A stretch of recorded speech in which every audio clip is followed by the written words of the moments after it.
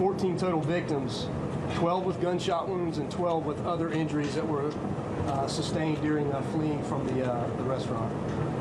So please note this number may change as we learn about the victims who may have transported themselves to area hospitals. If you are a victim and you have not heard from us, we ask that you please call us at 630-0500 to report this. The single suspect in this case is a white male, and this is pending confirmation, but we believe the suspect to be 24-year-old David Katz from Baltimore, Maryland. And the FBI is assisting us with that leg of the investigation in Baltimore.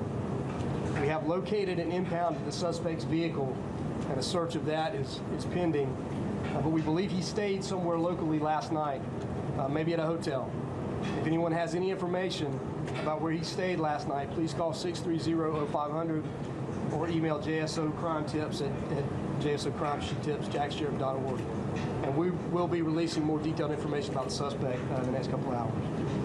So we know that the suspect used at least one handgun to commit this act, and we are working again with our partners at ATF on that aspect of the investigation. So I'll not be discussing any details pertaining to the motive at this time, as that part of the investigation is still ongoing. So that, as I mentioned at an earlier news conference, there is a video, and we do have a copy of that footage. But we're asking if anyone has any additional video footage to please email that, call us, 630-0500 to get that, obviously, additional information to us. So our Family Assistance Unit is up and running, so if you have a loved one that you believe to be at that event and you have not heard from them, please call us again at 630-0500 so we can have that information. If anyone has any information reference to this shooting, any information at all, we're asking you that again, you please call us at 630-0500, email us at JSOCrimetips@jacksheriff.org, or of course use our partners at First Coast Crime Stoppers, 1-866-845-TIPS. Today, this evening, and tonight, Jacksonville is mourning. We have faced an occurrence that is all too common and will require us to continue to do the hard work of public safety to make sure that people are safe. One violent crime in our city is one too many.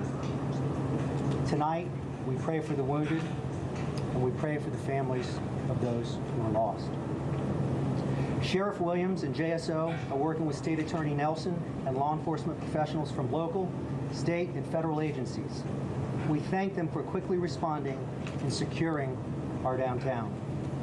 Our local fire and rescue professionals rapidly responded, running into chaos to start saving lives.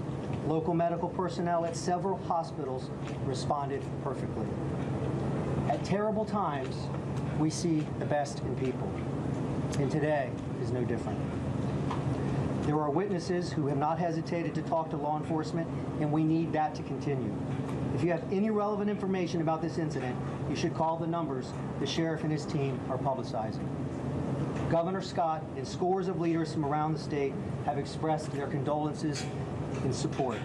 To all those and anyone watching, I say this: pray for Jacksonville as we deal with this senseless tragedy.